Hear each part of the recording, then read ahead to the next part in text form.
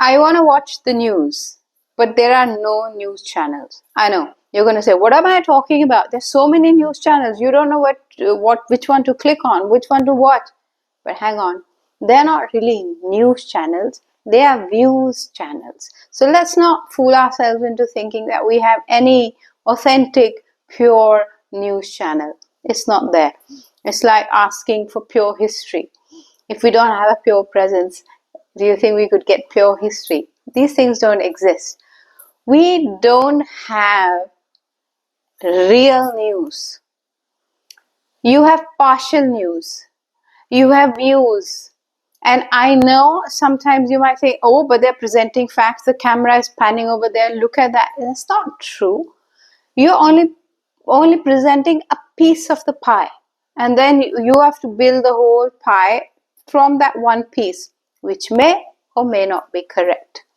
So, how do we really know what we think we know?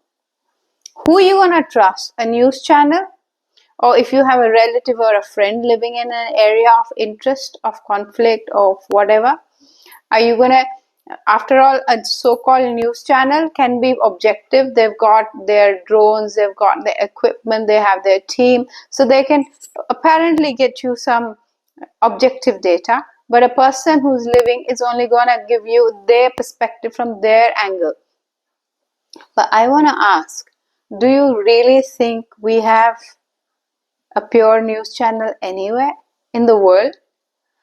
It's almost a rhetorical question, because we ask ourselves, who owns it? Who controls it? At any point of time, somebody is going to own a channel.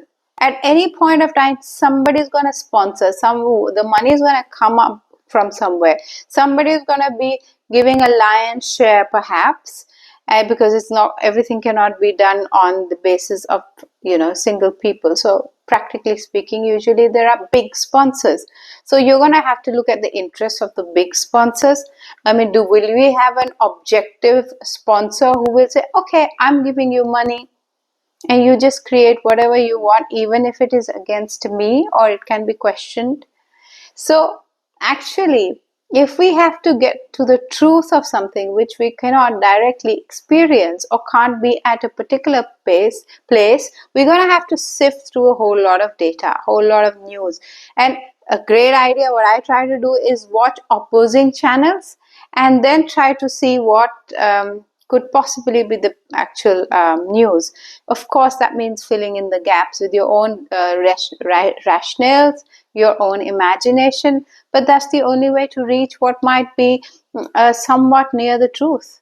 So that's as far as our news channels are concerned. But that's what happens to history. So when we say that we think we really know what happened, we have a perspective. And yeah, we would like to cling to our perspective. I like to know about Gandhi from India, not from another country's perspective. There are several reasons, but sometimes I just might want to know, can I get a different perspective? When I want to be a little objective, when I don't want to just worship, when I just don't want to look at the positive side, can I look at an historical figure and say, hey, what do they have to say? I mean, there are people who still think highly of Adolf Hitler. Now we could say, oh my God, how is that possible? But there are perspectives. I know a lot of people will shudder at the thought of this, but we are talking about how our notions of knowledge come from. When we say that we know about a person or a place or an event, the question is always how? Because it's really not possible to experience everything. How can we? We are humans and we have such a small life and we are confined to small places. Sure, we can travel, but how much can we really know of new places? So for authentic knowledge, what do we do? How do we sift through a whole lot of a quagmire of data, of information, of viewpoints, of perspectives to arrive at what might be the semblance of truth, or at least a version that we can accept? So